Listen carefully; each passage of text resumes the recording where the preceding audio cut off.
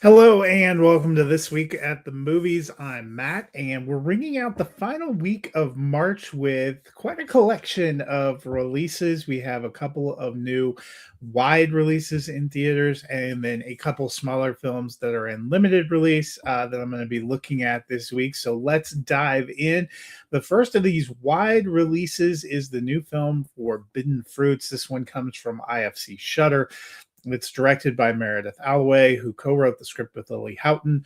It is set at a mall in a town in Texas where a group of young women run a store called Free Eden, and they kind of run the mall. They're led by Apple, played by Lily Reinhardt. Her other two are Fig, played by Alexandra Shipp, and Cherry, played by Victoria Pedretti, all named after fruits. There's a new young woman that starts working at the mall. She begins by working at the pretzel stand. Her name is Pumpkin, played by Lola Tong. And soon she tries to find a way to ingratiate herself with these popular girls from the mall. And turns out that they're more than just employees at a mall store. They actually have their own coven. She joins, but it's unclear exactly whether she's just looking for a group, a place to belong, or something deeper. As you go through, it turns out that she had some ulterior motives. She's trying to learn something, and that leads to kind of a wild third act and a wild third act reveal. This one has some humorous moments. I would say the comedy doesn't entirely work. It has some over the top and shocking moments, including kind of a opening sequence with Lily Reinhardt and another mall commuter that sort of sets the tone for where you're going here. There are some interesting things. You know, when you hear the IFC Shutter, you're kind of thinking horror mindset, but if you've watched some of the movies that have come through that Shutter brand in recent years, they've been different kind of genres, different kind of hits, a little bit of a different flavor. And this one certainly has a different flavor. For a while I was trying to figure out where it was going. The third act, probably a little bit more of a traditional horror. Definitely some more graphic content. It has a post-credits stinger, or really a mid-credits stinger, that I thought was really interesting. It ends up in some interesting places. I'm giving this one a mild thumbs up. I had an okay time with it. You know, Coming out of South by Southwest, there were a lot of people that were really excited and praising it. I don't think it's going to be for everyone, but I think if this kind of film, I heard it described as a cross between Mean Girls and The Craft, and that seems apt. A lot of it does feel kind of like Mean Girls, except for witches in a mall. It's maybe a little more violent than that at the end, but still kind of interesting. I really enjoyed Lily Reinhardt in the lead role here. I thought it was a good cast overall. They all seem to be having a lot of fun. Uh, the other big wide release this weekend is They Will Kill You. This one, another horror movie. And let's just say that devil worshiping cults looking for human sacrifices are having a moment. Certainly last week we had Ready or Not 2, the sequel to Ready or Not, that kind of is based on that same premise. Really interesting that just a few days later, we're getting They Will Kill You, which is certainly kind of locked in on the same premise, including the sister act duo. This one focusing on a woman, Asia, played by Zazie Beetz, who had previously tried to help her young sister and her escape from a violent and abusive father. Things didn't go well. She ended up in prison. Her sister ended up back with their father. Now, 10 years later, she's out and she is determined to make things right with her sister. She learns that her sister recently took a job at the Virgil, this very exclusive building in the heart of New York City that seems to harbor some kind of strange secret where people on the help staff often go missing.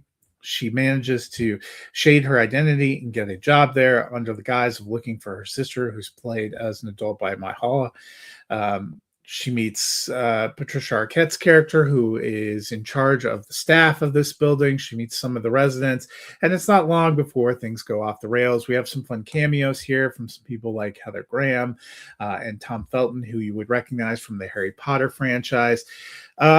This one Another one that's not quite, I think they were going for some comedy, and there are some more amusing moments. There are some amusing beats, but this one more of an action style film and a lot more graphic, kind of all throughout the film, but particularly in a third act that was kind of a wild, graphic sequence.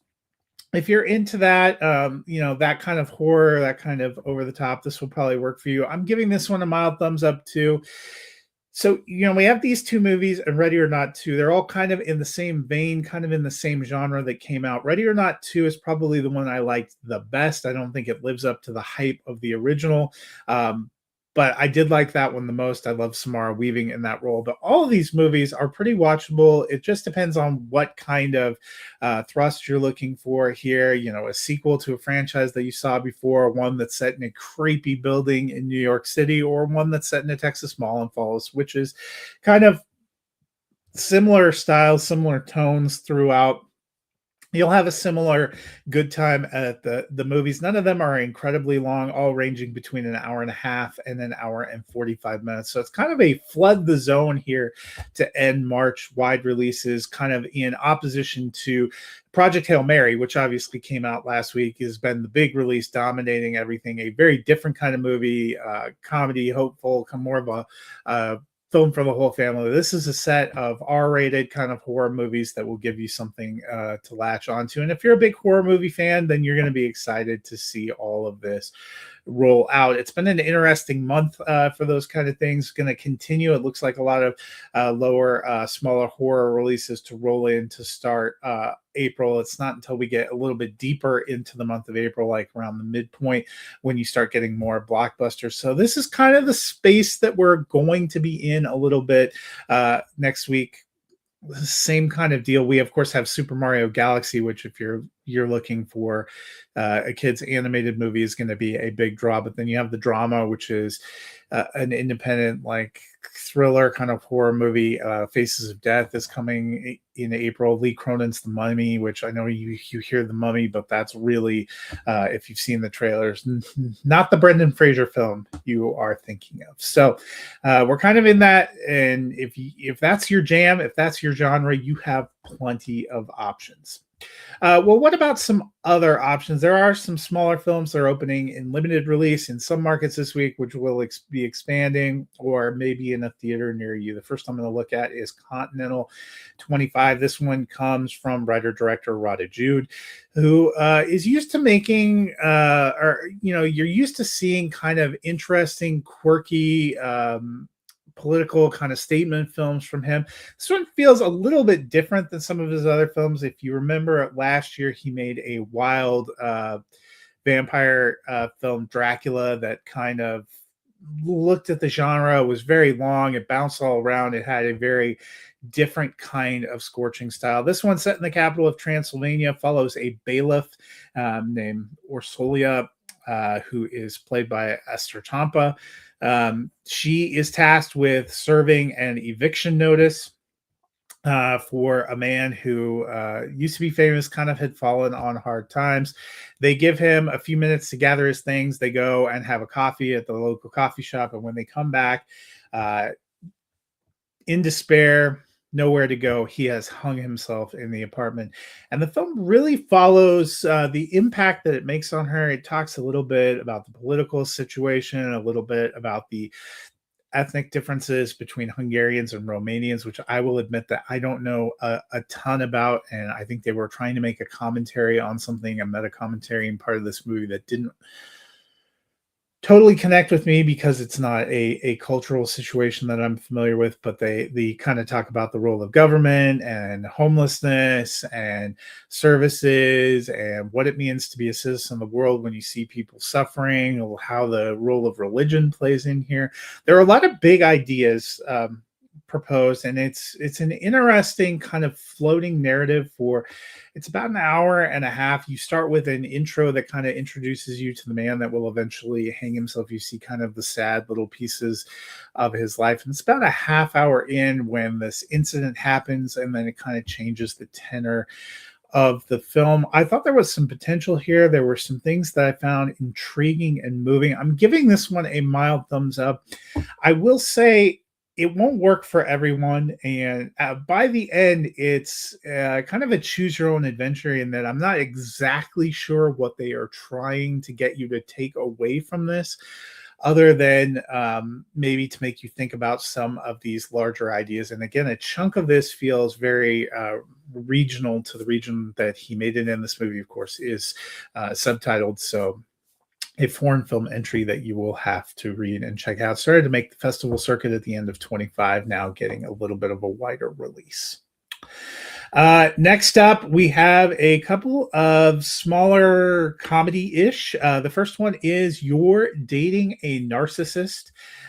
This one kind of caught my eye because it's a cast led by Marissa Tomei and Sherry Cola, who play a couple of friends. Marissa Tomei is a psychologist who has staked her career on defining what it means to be with somebody who is a narcissist, how to look for those patterns and how to get yourself out of it and get yourself free. That's based on some very poor experience she had in her own romantic life when her daughter, played by Sierra Bravo, lets her know that she has recently met a man and they become quickly engaged and are set to be married. She starts to panic, thinking her daughter is falling into the same old patterns she found herself in. She grabs her friend, played by Sherry Cola, Diane, and they head to the town where her daughter is to see if she can save her daughter. And she's also trying to save her friend Diane, who herself may be in an toxic relationship with a narcissist. You can kind of see where this is going. Some interesting situational comedy. I really like Marissa Tomei. I really like Sherry Cola. So I thought there was potential here, and there is some fun and interesting and funny moments. But ultimately, the film, I think, falls down because it relies a little bit on too many cliches. The ending felt a little strange, abrupt, and didn't totally work for me the way that it came out. This one was directed by Anne Marie Allison, who co-wrote the script with Jenna Miley. If you like this kind of genre, it may appeal to you. I'm giving it a mild thumbs down. I just didn't think it all came together in a real satisfying way, despite how much I enjoyed the cast. There are moments of it that work, but just it didn't quite totally work for me. The last one, another limited release, and that is the film Fantasy Life. This one comes from writer-director Matthew Shear, who also stars in this film as Sam, a young man who, due to some panic attacks and some mental health issues, ends up dropping out of law school. And while he is with his therapist trying to figure out how to get his life on track, his therapist, played by Judd Hirsch, he gets an offer to serve as kind of a manny for his therapist's son, David, played by Alessandro Nivola, who is going through a rough patch and potentially a divorce with his actress wife, Diane, played by Amanda Peet. He launches into this situation, ends up finding a connection with Diane.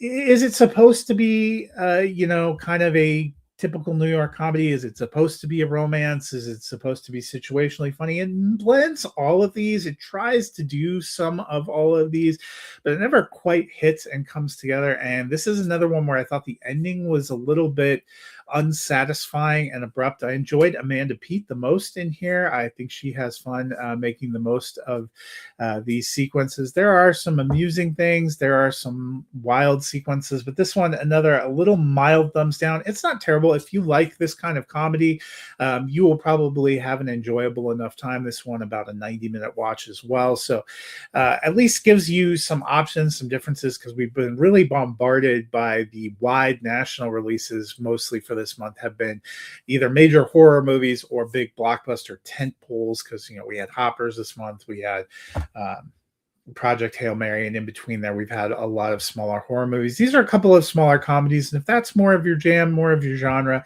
this may work a little bit better for you. I just didn't think it all came together in the end. I thought there were some elements there. I thought there were some decent things. I'll be curious actually to see what Shear does in the future. I thought he was an affable enough performer. Amanda Peet was the best part of the film for me, her performance. I just wanted it's another film where I wasn't entirely sure what they were trying to accomplish at the end. So that's where it falls a little bit short for me. That'll do it for this week. A lot of options, a lot of things to check out. So have an enjoyable time, whether you find a smaller film and limited release to check out, or if you want to go to one of these big time horror movies, or if you never saw Project Hail Mary, you can listen to last week's episode. Eric and I both loved it. So far, my favorite film of the year. So that is definitely worth checking out if you did not get a chance. That'll do it for this week. I'll be back next week talking about the Mario Brothers and the drama. Couldn't be more opposite for these movies. Probably a few other smaller things as well. Until then, hope you guys have a wonderful week. We'll see you at the movies.